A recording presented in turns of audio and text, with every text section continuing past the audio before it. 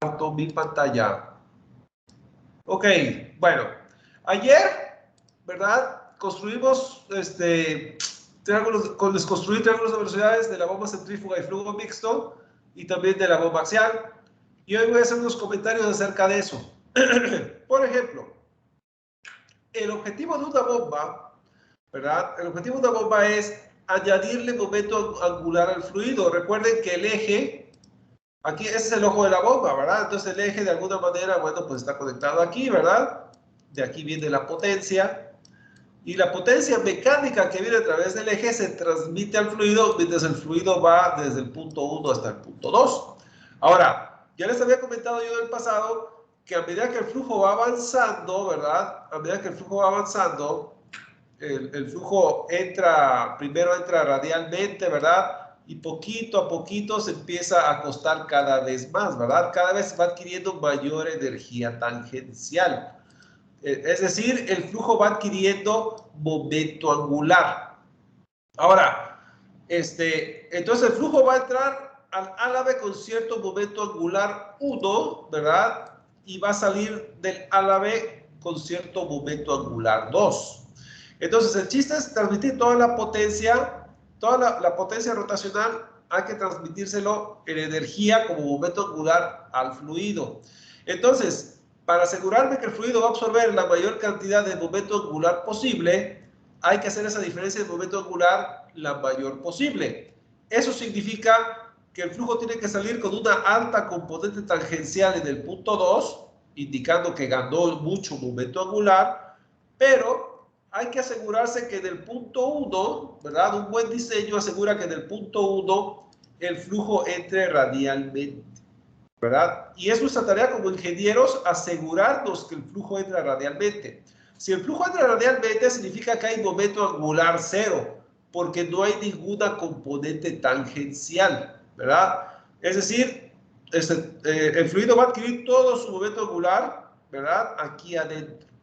Pero para que esa diferencia sea lo mayor posible, tengo que entrar con momento angular cero. Y yo como ingeniero tengo que asegurarme que la velocidad absoluta, la suma vectorial de estas dos, ¿verdad? La suma vectorial de estas dos me dé una componente radial. Entonces yo como ingeniero, ¿cómo aseguro eso?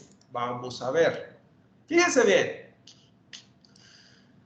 Esta componente W1 ya está puesta. Ya está puesta. Es tangente al álave. Y el álave ya tiene su geometría. También sé que esta componente U1 es tangencial a la trayectoria de rotación. Entonces, esta dirección también ya está dada, ¿verdad? Estas dos direcciones ya están dadas. Pero lo que hacen que este vector sea radial es la magnitud de U1. Si este vector yo controlo su tamaño de tal manera que cuando termine yo trazo una paralela W1, ¿verdad? Bueno, pues en el momento que esta paralela intersecte con la dirección radial, ¿verdad? Esa va a ser mi componente radial de entrada, la absoluta, ¿verdad?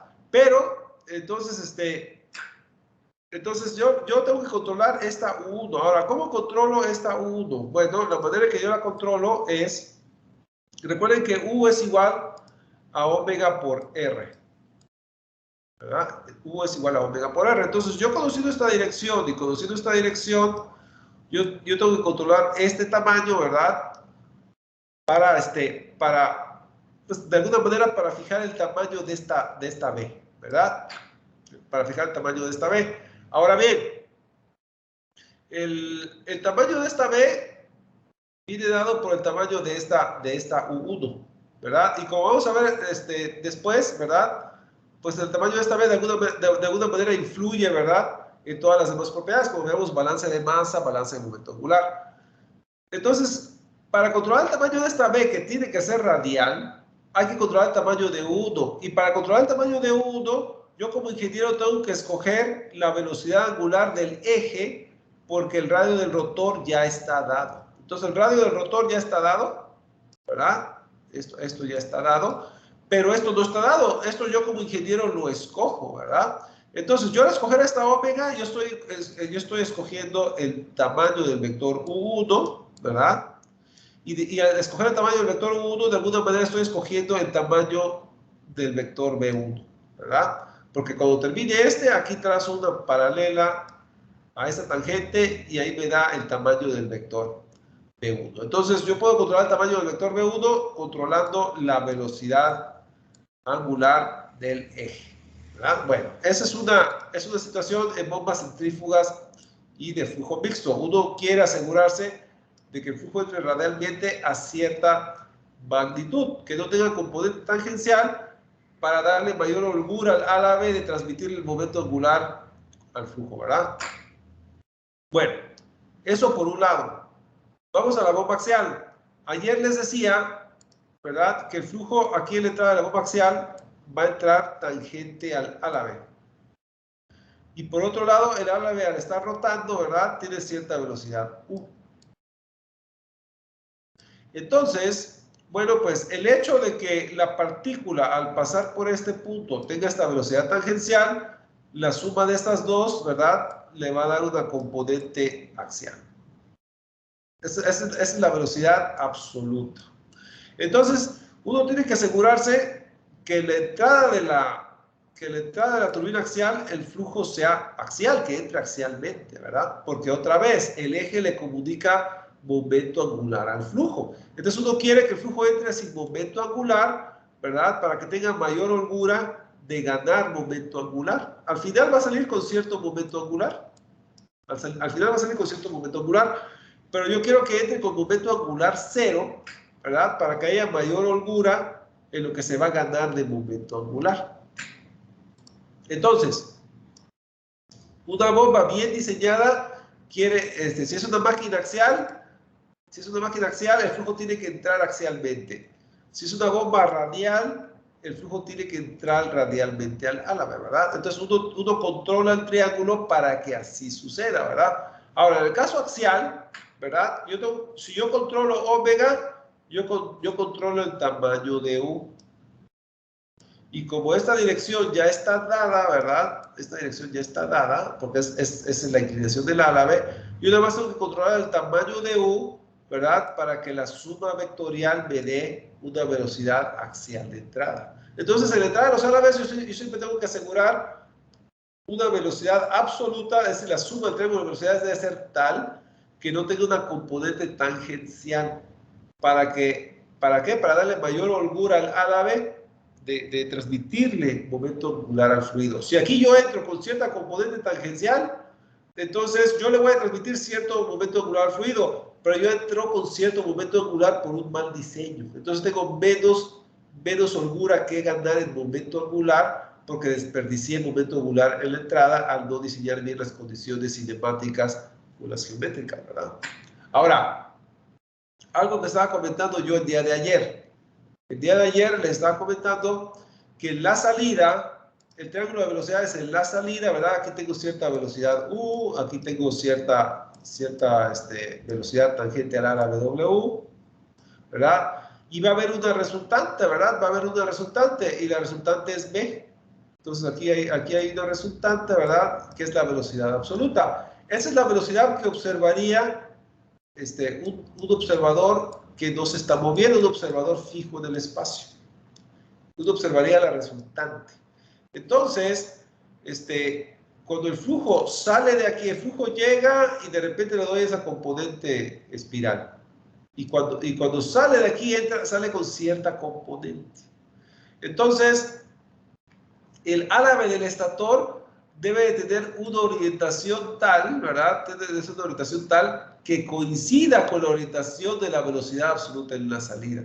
Porque así recibe el flujo y si recibe el flujo lo puede guiar, ¿verdad? Lo puede guiar con su curvatura, ¿verdad? Para salir ya sin componente rotacional. Ahora, ¿qué pasaría si el flujo que es el flujo B2, si este flujo B2 que sale del álabe en la salida, ¿qué pasa si no está alineado con el álabe? Es decir, si yo construyo el estator y no cuido y no hago que el ángulo de entrada del estator coincida con la velocidad absoluta, ¿qué es lo que puede pasar? Bueno, lo que puede pasar es que el álave no va a recibir el flujo de lleno, lo va a recibir desalineadamente. Ahora, ¿qué es lo que pasa cuando un flujo le llega a un álave desalineadamente? Aquí no se va a poder apreciar, pero si yo lo dibujo aquí, ¿verdad? Yo aquí dibujo un álave. Si un flujo llega alineado, el flujo rodea fácilmente al álave y sigue su camino. De hecho, el álave tiene cierta curvatura en su superficie que consiente al flujo para seguir su contorno, ¿verdad? Pero ¿qué pasa si el flujo no está alineado, ¿verdad? Si el flujo no está alineado con la entrada del álave. Pues lo que va a pasar es que la línea de corriente, ¿verdad? El álave invita a seguir su contorno, pero si hay mucha diferencia entre el eje del álave y el eje de la velocidad, ¿verdad? La curvatura del álave en esta orientación no va a ser suficiente para invitar al flujo a que lo siga. Lo que va a pasar es que aquí la línea de corriente, así como viene, ¿verdad? Así como viene, va a tener cierta dirección que va a diferir con la curvatura del álave. Y si estas dos direcciones divergen mucho, se genera una zona de alta presión, ¿verdad? Se genera una zona de alta presión.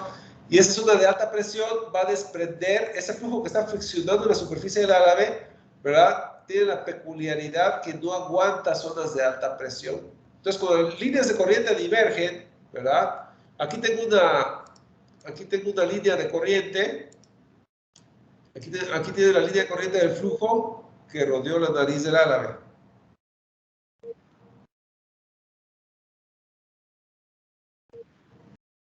Bueno, ya está de regreso, ¿verdad? Se había ido un momento, o me había ido yo, no sé. Entonces, les decía, aquí viene la línea de corriente incidente. Y al rodear el cuerpo, ¿verdad? Hay una línea, la que está más pegadita a la superficie, se puede considerar el contorno de la superficie como si fuera una línea de corriente. Y luego esa línea de corriente que le sigue, ¿verdad? Que es la que rodea la nariz del álave, por así decirlo. Si las líneas de corriente se abren, cuando divergen líneas de corriente, se generan zonas de alta presión. Y esa alta presión va a desprender ese fluido que está pegado en la pared y lo va a desprender formando una estela, ¿verdad? Aquí ya borré y lo va a desprender formando una estela, ¿verdad? Entonces, el álave, si la línea de corriente, ¿verdad?, que quiere rodear al álave diverge mucho de su superficie, se genera una zona de alta presión y esa zona de alta presión va a desprender, ¿verdad?, el fluido que está pegado en la pared formando una estela. Y el problema con eso es que ya cuando tenemos una estela, el flujo ya no está siendo dirigido, ¿verdad? Aquí un flujo sale de esta dirección, el otro flujo tal vez esté alineado a la superficie de abajo, pero lo cierto es que en lugar de que el álave invite al flujo a seguir su contorno, ¿verdad? El álave tiene esa forma especial para invitar al flujo a seguir su contorno y redirigirlo. Pero en el momento que un flujo no está alineado con la tangente de la entrada del álave, se generan líneas divergentes de la línea de corriente con el contorno, se generan altas presiones y se desprende el flujo. Y cuando se desprende el flujo, ¿verdad?, ya el flujo ya no va a seguir el contorno del álave, ya se va a separar del contorno del álave. Entonces tenemos una dirección en esta dirección, otra en esta, y aquí tenemos fluido friccionado que se desprendió, friccionado en la superficie que se desprendió. Entonces, en lugar de tener un flujo rápido, limpio, que siga una dirección, no hay una dirección bien definida y está friccionado, se hizo más lento, ¿verdad? Entonces, eché a perder la función del álave, ¿verdad? Entonces, la idea es hacer que el álave, que la tangente al álave en la entrada coincida con la velocidad absoluta que va a recibir, ¿verdad? ¿Por qué? Porque así el álave está diseñado para invitar al flujo a seguir su contorno. Y tengo un flujo limpio, rápido, bien redirigido. Si el álave no está alineado con la velocidad, entonces se va a desprender el flujo de la superficie generándose una estela, y ya tengo un flujo lento, friccionado, que no tiene una dirección definida, ¿verdad? Y ya lo que sale de aquí ya no lo puedo representar yo con un vector, ¿verdad? Porque ya se perdió. De alguna manera hay algo ahí, ¿verdad?, pero ¿qué dirección tiene? De todos modos, ya ni siquiera va a tener la velocidad con la que llegó, va a tener una velocidad más lenta, friccionada, ¿verdad? Entonces, de ahí la importancia de los triángulos de velocidades. Si yo calculo la velocidad absoluta en la salida de un álave, entonces en un álave que está móvil, en un álave fijo, yo nada más tengo que poner su tangente en la entrada que coincida con la absoluta en la salida del rotor para que reciba el flujo y lo redirija. En este caso, a quitarle su componente rotacional, ¿verdad? Entonces, de ahí la importancia de los triángulos de velocidades, sobre todo en máquinas axiales, ¿verdad? En la salida del rotor con la entrada del estator, ¿verdad? Es decir, la salida calculada de con triángulos de velocidades y la entrada de dada por la geometría, ¿verdad? Los dos deben de coincidir para que el flujo se redirija y quitarle esa componente rotacional. Si no, no va a funcionar. Si no, todo ese impulso que yo le di aquí al flujo se va a perder en el estator, porque si en el estator hay fricción y no redirijo el flujo, pues ¿de qué? Va a ser un flujo lento, friccionado, que perdió mucha presión por la fricción. Entonces, ¿de qué sirvió que yo lo acelerara y lo presurizara si aquí, porque no estuvo bien alineado, le voy a quitar eso? Entonces, quitarle la componente rotacional es un asunto delicado, ¿verdad? Debo de cuidar bien la geometría de los vectores que me dice triángulo de velocidades con la alineación del estator, para que todo fluya y no se desperdicie el esfuerzo realizado, ¿verdad? Bueno, esas son algunas notas del día de ayer. Vamos a seguir construyendo triángulos de velocidades ahora en turbinas. Y hablamos de la turbina Pelton. Turbina Pelton, ya dijimos que el flujo baja de una montaña, ¿verdad? Típicamente, ¿verdad? Y sale a través de una tobera creando un chorro, ¿verdad? Toda esa energía de presión, de altura, se convierte en energía cinética. Ahora, este chorro incide sobre una rueda, lo va a redirigir. Y al redirigir se va a crear una reacción en el álave que va a generar una fuerza, y esta fuerza por esta distancia pues genera un torque, ¿verdad? Y ese torque pues genera una velocidad angular y una velocidad tangencial del álave. Bueno, entonces, vamos a ver. Si a este álave yo lo veo desde arriba, este es un doble cucharón, yo si lo veo desde arriba, aquí el chorro se parte a la mitad, ¿verdad? Aquí lo dibujo de perfil en esta dirección para que se perciba que hay un cambio de dirección, pero estrictamente hablando, si yo lo veo desde arriba, este flujo se parte en dos. Uno sale hacia afuera de la pantalla y el otro hacia adentro. Entonces, visto desde arriba, el flujo llega al cucharón y se parte en dos, ¿verdad? Se parte en dos lateralmente. Ok, ahora bien, vamos a analizar esta situación. Como esta rueda ya está andando, ¿verdad? Porque esto ya se arrancó. El chorro viene a una velocidad V1, ¿verdad? Pero la rueda tiene una velocidad U. Entonces, el chorro que entra al álave no entra a la velocidad V1. Entra a una velocidad relativa V1 menos U. Entonces, la resta de esto, los dos van en la misma dirección, simplemente el chorro es más rápido, ¿verdad? Entonces, si yo resto V1 menos U, esa es la velocidad con la que el chorro está golpeando el álave. V1 menos U.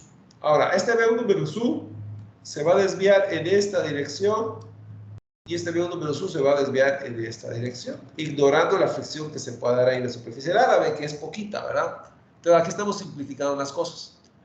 Ahora bien, ¿cómo se ven los triángulos de velocidad? Bueno, pues tenemos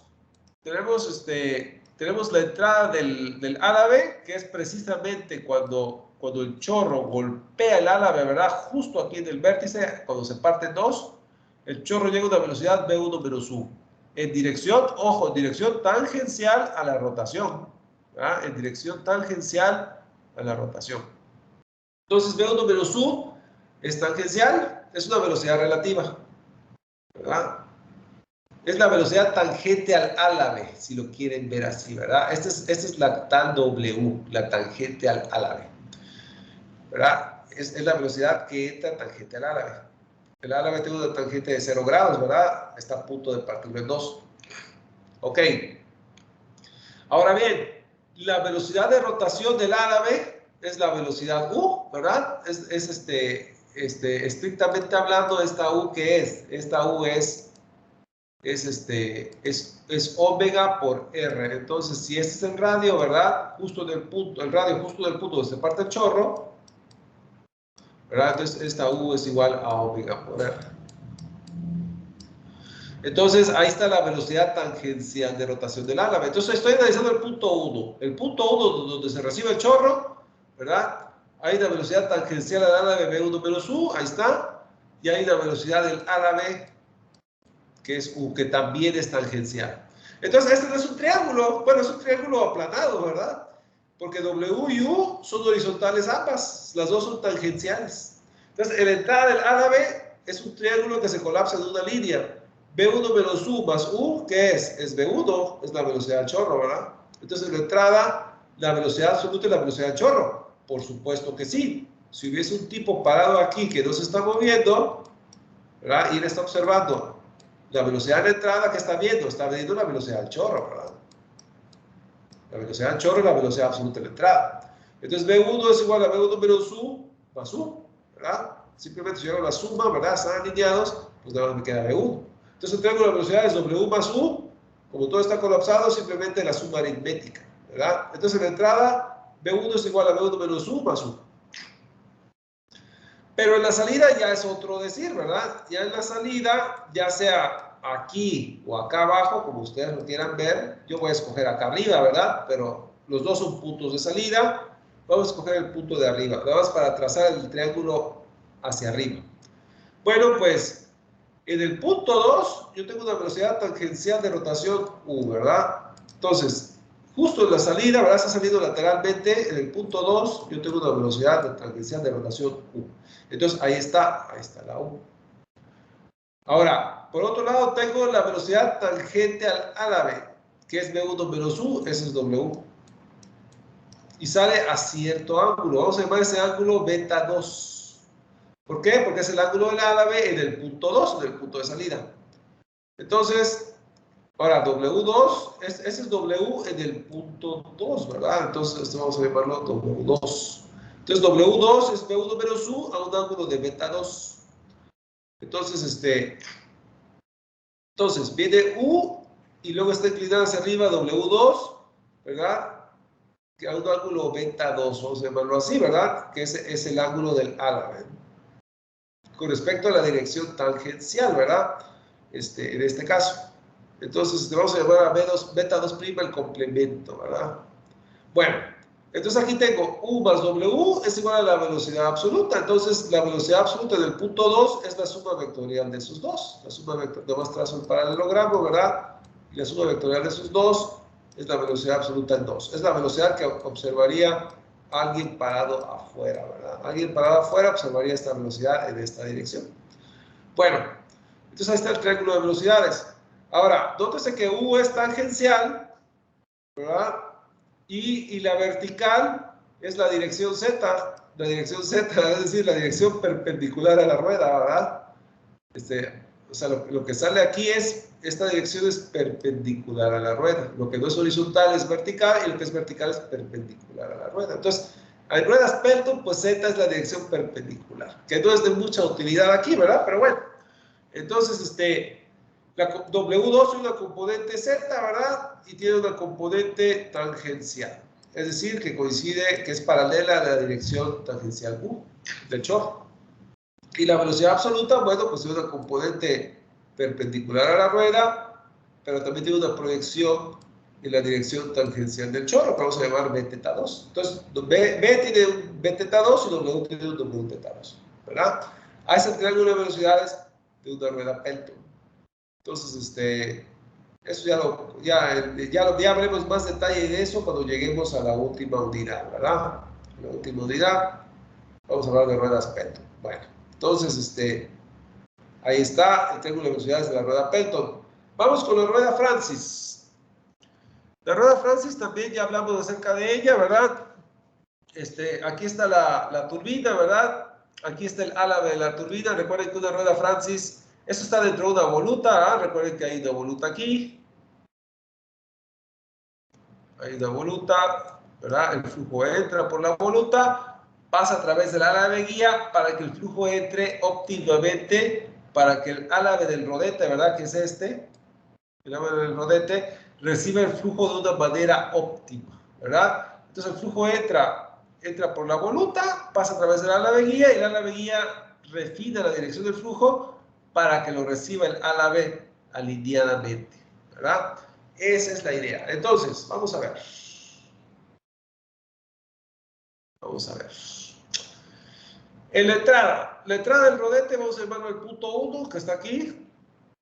Entonces, esta rueda, Francis, está andando. Entonces, con respecto al radio, aquí está la velocidad tangencial de rotación, ¿verdad? Es perpendicular a la dirección radial, ¿verdad? Entonces, aquí está U1. Entonces, aquí está la entrada, U1. Bueno, después tenemos la dirección tangencial al álabe. Aquí el álabe tiene este contorno, ¿verdad? Tiene este contorno. Y entonces, en el punto 1, ¿verdad? Que es la tangente al álabe, en este caso la dibujé así, ¿verdad? Se parece mucho a la dirección radial. Entonces, la suma vectorial de esas dos, ¿verdad? Formamos un paralelogramo, me va a dar V1. Ahora, esta V1, que es la velocidad absoluta en la entrada, debe de coincidir con la dirección del flujo en la salida del álabe guía. Entonces, este álabe guía está fijo, ¿verdad? Y como está fijo, la velocidad que entra y que sale son velocidades absolutas. Ahí no hay triángulo de velocidades, no hay movimiento. Entonces, la velocidad que sale del álabe guía debe ser la misma velocidad absoluta, ¿verdad? De la entrada del álabe del rodete.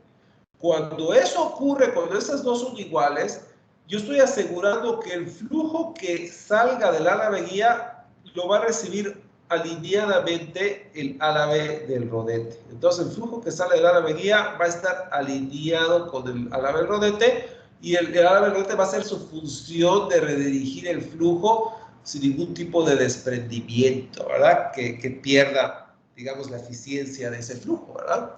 Entonces, uno como ingeniero, ¿verdad? Uno como ingeniero debe de escoger las velocidades angulares porque la dirección tangencial de rotación ya está dada. La tangente al álabe también ya está dada. Entonces, uno tiene que controlar la velocidad angular, ¿verdad? Porque recuerden que U es igual a omega por R, ¿verdad? Omega por R. Entonces, uno como ingeniero tiene que controlar la velocidad angular, ¿verdad? Para hacer que la suma vectorial me dé una velocidad absoluta que coincida con el álabe guía.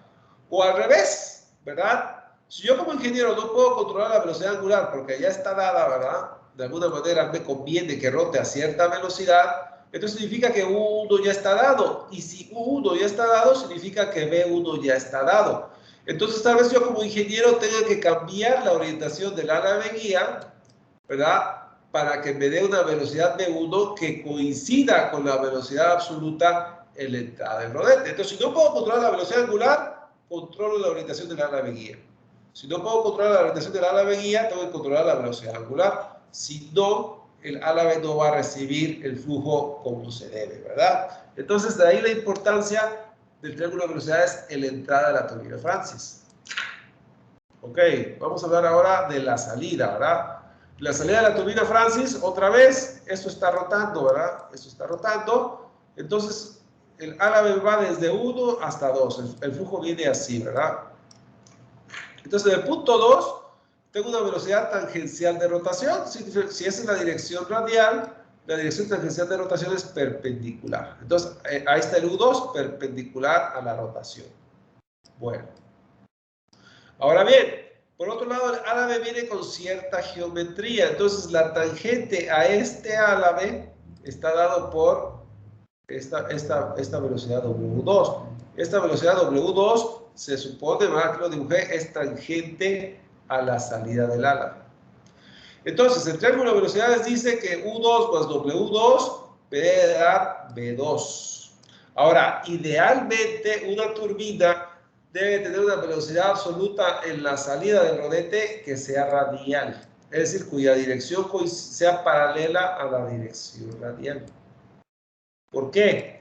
Fíjense bien, la voluta y el álabe guía le dan al flujo su componente con mucho momento angular. Y se supone que el álabe debe de quitarle su momento angular al flujo ¿verdad? Y si le quita su momento angular al flujo, si se lo absorbe para transmitirlo al eje, ¿verdad?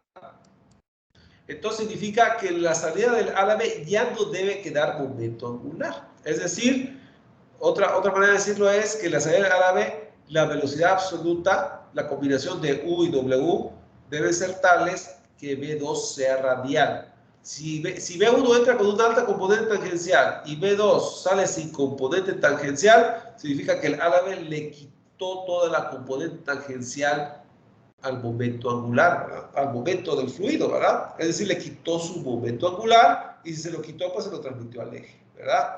Entonces, así como en bombas, hay que asegurar, que el flujo entre perpendicular a la dirección tangencial para que el rodete le transmita todo el momento angular posible al fluido. Pues una turbina es al revés. El rodete le tiene que quitar todo su momento angular al fluido. ¿Cómo se logra eso? ¿Verdad? Haciendo que los triángulos de velocidades en la salida, uno como ingeniero controle los parámetros para que el triángulo de velocidad en la salida quede lo más radial posible. Si no queda radial, por lo menos que quede lo más cerca a la dirección radial. Mientras que la entrada debe ser lo más tangencial posible. Y obviamente alineado con la salida del álave guía, ¿verdad? Entonces, eso es un buen diseño en cuanto a geometría y velocidades de una turbina. Entonces, vamos a ver cómo queda el triángulo de velocidades en la entrada. En la entrada yo tengo una velocidad tangencial de rotación U1. En la entrada yo tengo una velocidad tangencial U1 que siempre se traza como referencia horizontal, ¿verdad? En este caso, mi W1 es prácticamente una dirección radial, entonces aquí la dibujo perpendicular a la tangencial, ¿verdad? Es prácticamente radial hacia adentro. Y la suma de estas dos, pues me va a dar V1, ¿verdad? Entonces la suma de W1 y de U1 me va a dar V1. Entonces ahí está el triángulo, ¿verdad? Ahí está el triángulo. Y aquí V1 tiene cierta orientación con respecto a la dirección perpendicular tangencial, es decir, la dirección radial, ¿verdad? Obviamente esta V1 tiene una componente hacia abajo que es BR1, ¿verdad? BR1 es una componente radial, ¿verdad? Y bueno, ese es el triángulo en la entrada. Y en la salida, ¿verdad? En la salida, bueno, pues les decía, hay una componente tangencial de rotación U2, ¿verdad? Una componente tangencial de rotación U2. Ahí está, la dibujamos otra vez horizontal como referencia, ¿verdad? Y bueno, si este es U2, pues entonces el paralelogramo dice, ¿verdad? Bueno, lo podemos dibujar así, ¿verdad? Podemos dibujar el paralelogramo, este es U2, es paralela a esta. Entonces, si este es U2, W2 viene bajando en diagonal, ¿verdad? Entonces, W2 viene bajando en diagonal y luego está U2. Y si es un buen diseño, ¿verdad? La B2 es la suma de esas dos y tiene que tener una componente radial. En este caso, B2 debe ser vertical si es un buen diseño, ¿verdad? Debe ser completamente vertical. Entonces, y obviamente aquí W2, ¿verdad? Tiene cierta componente con la dirección radial, ¿verdad? Cierta orientación con la dirección radial, ya sea en esta dirección o en esta, que es la misma, ¿verdad? Pero bueno, esa orientación refleja la orientación del álave en la salida. Entonces, este ángulo es la orientación del álave en la salida. Entonces, ahí están los triángulos de velocidades de una turbina Francis. ¿Qué hay que observar de una turbina Francis? Uno como ingeniero tiene que asegurarse que la velocidad absoluta de la entrada coincida con la salida del álave guía y que la velocidad absoluta de la salida sea lo más radial posible, ¿verdad? Es decir, que el triángulo de velocidades me muestre ahí una línea vertical, ¿verdad? Y si no vertical, pues lo más parecido que se pueda, ¿verdad? Dadas las circunstancias, ¿verdad? Lo más cercano a la vertical. Eso implica un buen diseño de geometría con velocidad, ¿verdad? Un buen diseño de turbina. Ok, y vamos con la última turbina, que es la Kaplan, ya para terminar la clase de hoy. Entonces, en la turbina Kaplan, les decía que el flujo, aquí arriba están los álabes guía, ¿verdad? Entonces, el flujo pasa a través de la voluta, el flujo entra a través de la voluta, pasa a través de los álabes guía y adquiere una forma helicoidal. Y ya cuando llega al álave, el álave le va a quitar su momento angular y lo va a dejar con una componente axial nada más. Entonces, la idea es, ¿verdad?, que del rotor, este vórtice que va bajando, ¿verdad?, viene con cierta componente tangencial, pero también viene con cierta componente axial, es decir, baja a cierta velocidad, pero con cierta velocidad de rotación, ¿verdad? Entonces, hay una componente tangencial y una componente axial. Bueno, esa es la velocidad absoluta en la entrada del álabe, ¿verdad? El álabe recibe al flujo en esa espiral con cierta componente tangencial y cierta componente radial. Ahora, si esto se está moviendo, ¿verdad? Si este eje se está moviendo a cierta omega, entonces significa que en la entrada yo voy a tener cierta velocidad tangencial de rotación y en la salida también. No solo eso, al tratarse de una máquina axial, ¿verdad? Como es la misma omega, ¿verdad? Y estamos hablando de una línea de corriente representativa, ¿no? Aquí no lo dibujé bien, ¿verdad? Pero se entiende, ¿verdad?, que hay varias líneas de corriente. Hay una línea de corriente que pasa de la raíz del álabe, otra que pasa del extremo del álabe, hay varias, ¿verdad? Entonces, yo me voy a quedar con la línea de corriente que pasa en medio del álabe. Esa es la representativa, porque hay de menor radio y de mayor radio. Vamos a agarrar una representativa, una intermedia. Bueno, entonces, esa línea de corriente va a tener cierto radio, ¿verdad? Va a tener cierto radio. Entonces, si este álabe está rotando así, ¿verdad? Está rotando en cierta dirección, bueno, pues va a tener una velocidad tangencial de rotación U, ¿verdad? Tanto el inicio como el final van a tener la misma U.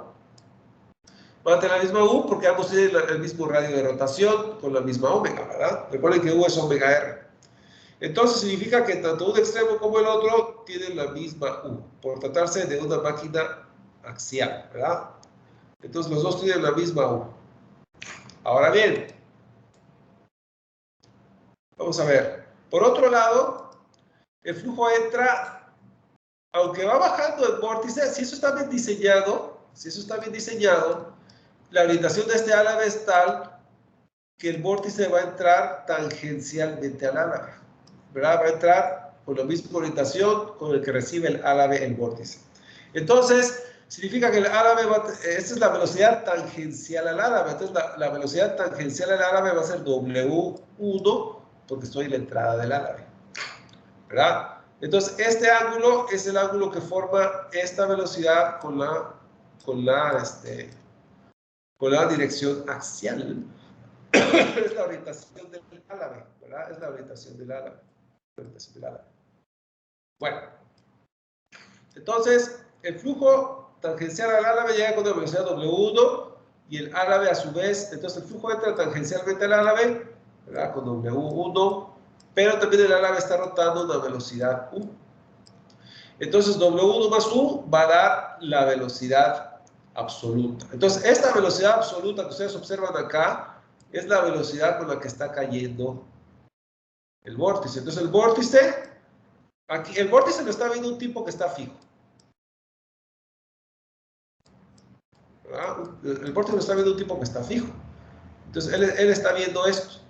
Ahora, el vórtice está bajando a cierta velocidad B, que es la resultante de la rotación y la bajada. Esa velocidad B es la velocidad del vórtice, ¿verdad? Es la velocidad con la que está bajando el vórtice. Esa velocidad B debe ser la resultante de esas dos velocidades, ese triángulo de velocidades en la entrada. Entonces, la tangente al álabe y la velocidad tangencial de rotación se suman vectorialmente para dar una V1. ¿Y esta V1 de qué sirve? Debe de coincidir con la velocidad que observaría un tipo, que es la resultante del vórtice que está cayendo. Cuando esa velocidad del triángulo de velocidades en la entrada coincide con la velocidad del vórtice que está cayendo, ¿verdad? Entonces significa que el álabe va a recibir el flujo alineadamente. Entonces uno como ingeniero, ¿verdad?, uno tiene que controlar el ómega. Si el radio de la turbina ya está dado, uno tiene que controlar el ómega de la rotación para controlar el U. Si yo controlo el U, yo controlo la forma del triángulo y yo controlo la resultante. Y esa resultante debe de coincidir con la velocidad la velocidad del vórtice que está cayendo, ¿verdad? El vórtice que está cayendo tiene dos velocidades. El vórtice que está cayendo, ¿verdad? Tiene dos velocidades. Tiene la velocidad con la que está bajando, pero también tiene la velocidad tangencial, ¿verdad? Entonces tiene una velocidad teta, por así decirlo, ¿verdad? Que es la velocidad tangencial de rotación, y tiene una velocidad X, que es la velocidad con la cual está bajando. Y la suma de esas dos dan esa hélice que está avanzando, ¿verdad? Entonces, esa resultante debe de coincidir con la resultante del triángulo de velocidades para asegurarse que el álave está recibiendo el flujo alineadamente. Ahora bien, a ustedes como ingenieros, ¿qué les queda? Esta línea de acción de W1 ya está dada. Es la geometría del álave, ¿verdad? Pero aparte de esta, ¿verdad? U es igual a omega R. Entonces, si el radio de la turbina ya está dado, pues no les queda otra más que controlar el omega, ¿verdad? Entonces, esa es una manera de hacerlo. Otra manera de hacerlo, también se los dije hace unas clases cuando vimos turbinas Kaplan. Recuerden que el nivel puede ser alto o puede ser bajo, dependiendo de la temporada de lluvias, ¿verdad? El nivel de la presa puede ser alto o puede ser bajo. Dependiendo del nivel es el Bx. Entonces, el Bx, de alguna manera, ¿verdad? Afecta el B total. Entonces, si yo quiero que la velocidad del triángulo de velocidades del álave del rodete coincida con la velocidad del remolino que está cayendo, la temporada de lluvias afecta al Bx y por tanto el B. Si yo no puedo controlar el omega, no me queda de otra más que no puedo controlar U, entonces no me queda de otra más que controlar el W. Y yo puedo controlar el W cambiando la orientación del álave. Si yo cambio la orientación del álave, cambio la orientación de la tangente de la entrada. Entonces, uno como ingeniero puede cambiar la orientación de los álaves del rodete, ¿verdad? O puede cambiar la velocidad de rotación de la turbina. Si uno cambia la velocidad de la rotación de la turbina, cambia U. Y si uno cambia la orientación del álave del rodete, cambia W. Entonces, uno cambiando estos dos puede controlar la B para que la B del triángulo de velocidades de la entrada coincida con la B del remolino que está bajando, ¿verdad? Entonces, por eso es importante el triángulo de velocidades en turbinas Kaplan, ¿verdad? En la entrada yo puedo controlar esos dos factores, el ángulo de W1, la magnitud de U, para fabricar un B que coincida con la B del remolino que está bajando. Bueno, ahora hablemos del triángulo de velocidades en sí, ¿verdad? Porque les dije la importancia del triángulo de velocidades. Pero hablemos del triángulo de velocidades en sí. Bueno, yo aquí tengo la U horizontal, entonces trazo la U horizontal. Aquí la W1 va bajando. Bueno, pues aquí la dibujo bajando, ¿verdad? Y la suma vectorial de W más U les va a dar B, ¿verdad? Ahora, la B1 tiene una componente vertical. La componente vertical es perpendicular a la componente tangencial, que es la horizontal, ¿verdad? La velocidad tangencial. Entonces, esta Bx, ¿verdad? Es la componente de la velocidad absoluta en la entrada del rodete, ¿verdad? Y este forma un ángulo con la dirección axial alfa 1. Ahora, esta misma velocidad tiene una componente tangencial, simplemente es la proyección de este vector acostado. Eso es b teta 1. Y la W que va bajando también tiene una componente b teta 1 y también va a tener una componente wx1. Que realmente, pues no es importante definirla, pero bueno, pues si se ofrece, ¿verdad? La componente vertical es una componente axial porque estamos hablando de una turbina axial, ¿verdad? Entonces la vertical de turbinas Kaplan es una componente axial. Bueno, a este triángulo de velocidades de la turbina en la entrada. Y ya para terminar, vamos a ver qué pasa en la salida. En la salida, por ser máquina axial, es la misma U en la entrada que en la salida. Es la misma U, ¿verdad? La misma U. Es omega R. Entonces, en la salida es la misma U que en la entrada. Es omega R. Ahora bien, yo tengo la U que va en esta dirección y la W2 es tangente al álave en la salida. La suma vectorial de esas dos me va a dar la velocidad absoluta, ¿verdad? Este triángulo de velocidades es W2 que baja, U horizontal y B2 queda vertical. Entonces, ahí está el triángulo de velocidades, ¿verdad? Ahora, ojo, Un buen diseño de turbina exige un ángulo de salida del árabe, beta 2, ¿verdad? Que combinado con la magnitud de la U horizontal me dé como resultado una velocidad vertical. Si la velocidad es vertical, significa que la turbina le quitó todo su momento angular al flujo y nada más queda la componente axial. Entonces, B2, ¿qué significa? B2 vertical significa que todo B2 es axial. Significa que B2 no tiene componente tangencial.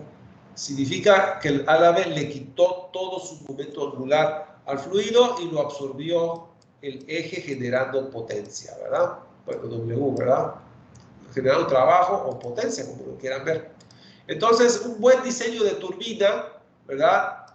En la salida de una turbina Kaplan coincide en construir un triángulo de velocidades para que la velocidad de la salida sea vertical, salga axialmente. La turbina le quitó todo componente horizontal, todo componente tangencial al flujo, ¿verdad? Entonces, ahora, en la práctica tal vez no se pueda lograr eso, ¿verdad? Entonces, en la práctica, si no se puede lograr estrictamente una componente vertical, pues se hace todo lo posible para que tenga la menor componente tangencial posible. Entonces, el chiste es de que si B2 no queda vertical, por lo menos quede casi vertical, ¿verdad? Quedar casi vertical significa que el flujo que viene rotando mucho, pues tal vez quede con una espiral muy prolongada, ¿verdad? Muy prolongada. Pero bueno, ya le quité mucha cantidad de rotación a eso, ¿verdad? Mucha cantidad de movimiento angular. Entonces, bueno, pues esos son los triángulos de velocidades. Ya vimos cómo quedan los paralelogramos, ¿verdad? Y su relación con la práctica, ¿verdad? Entonces, ya para resumir el día de hoy, nada más les comento, en máquinas, en turbinas Francis, más importante, turbinas Francis, turbinas Kaplan de la clase de hoy. Turbina Francis, el ángulo de salida del ala guía debe de coincidir con la velocidad absoluta del triángulo de velocidades en la entrada. En la salida, la velocidad absoluta debe ser radial, ¿verdad? Ese es un buen diseño de turbina Francis, ¿verdad? Es decir, definir el omega, definir el ángulo del ala de la entrada, el ángulo del ala de la salida, para que se den esas condiciones. Ese es un buen diseño.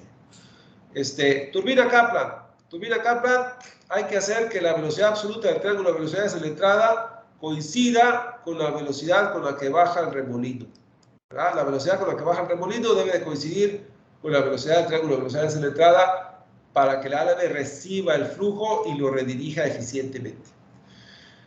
El árabe tiene una forma especial para redirigir el flujo, para controlar su flujo en la salida. Yo en la salida quiero fabricar un triángulo de velocidades, ¿verdad? Que me dé una componente vertical. Vertical significa que le quité todo su movimiento angular al fluido y todo lo absorbió, toda esa energía la absorbió el eje al generar cierta potencia, ¿verdad? O cierto torque.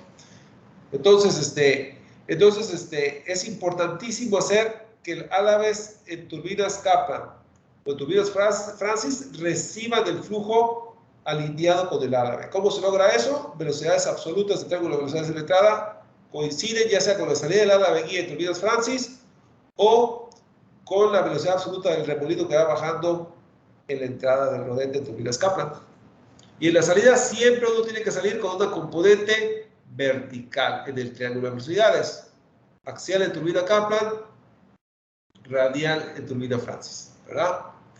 Bueno, pues esa es la clase de hoy, ¿verdad? Es un tour, ¿verdad? De triángulos de velocidades y por qué son importantes, ¿verdad? Ya con el andar de cada máquina que vamos a analizar, de los ejemplos que vamos a ver, ya vamos a poner esto en práctica.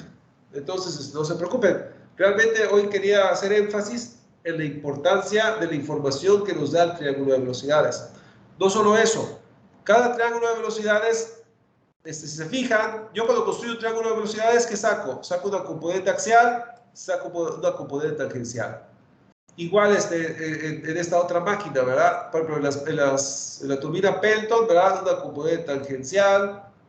La componente Z no me sirve, la tangencial sí.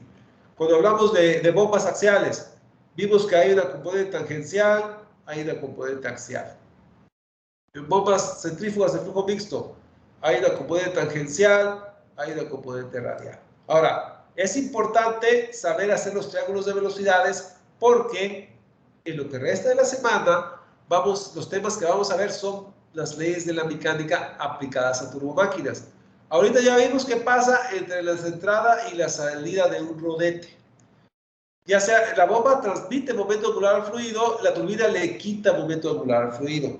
Entonces, son puntos estratégicos importantes la entrada y la salida de un rodete, o la entrada y la salida de un alarma. Son puntos estratégicos, porque cada punto va a tener cierto momento angular y haciendo la resta de la entrada con la salida, me va a decir cuánto se transmitió entre la máquina y el fluido. Ahora, para poder calcular eso hay que aplicar ciertas fórmulas, que es lo que vamos a ver en el resto de la semana. El día de mañana vemos balance de masa, después vamos a ver balance de momento angular y luego balance de energía. Entonces, con esos triángulos de velocidades en la entrada y la salida de los rodetes para los distintos tipos de máquinas, uno puede calcular con esas ecuaciones de balance cuánto se produce, qué caudal se está moviendo por ahí. También se puede calcular qué torque se transmitió en la máquina, ¿verdad? Qué potencia se transmitió en la máquina, y también se puede calcular cuánto cambió la presión del fluido desde la entrada hasta la salida. Todo eso se puede calcular con ecuaciones de balance, claro, teniendo a la mano el desglose de las componentes tangenciales y radiales o axiales, ¿verdad? De la turbomáquina de los triángulos de velocidades. Entonces, los triángulos de velocidades son muy importantes para sacar datos para las ecuaciones de balance, para estimar qué me produce una máquina de acuerdo a su geometría y la velocidad con la cual se mueve, ¿verdad? Es lo que vamos a ver el resto de la semana. Entonces, vamos a ver este apunte, creo que ya lo subí el día de ayer, de todos modos, pues duele checar, ¿verdad? Entonces, sí, efectivamente, ahí está todo, ¿verdad? Hoy vimos turbinas, ahí está turbina Francis y Kaplan y la Petro. Bueno, entonces, antes de despedirme el día de hoy, ¿alguna pregunta o comentario? Ok, bueno, entonces, les decía, esto que hicimos, esto que les mostré el día de hoy, lo vamos a estar utilizando toda la semana con ejercicios. Entonces, y después también con otros ejercicios que vamos a estar haciendo, entonces, y hasta en la tarea. Entonces, van a tener bastante práctica como para disipar alguna duda ya en la práctica, ¿verdad? Obviamente yo voy a hacer ejemplos en clase y luego les voy a cargar ejemplos de tarea, ¿verdad? Entonces, nada más, ya con la de verme hacerlo y luego ustedes hacerlo, ya no va a quedar ninguna duda. Realmente es algo muy sencillo de hacer. Bueno, entonces, dejo de grabar.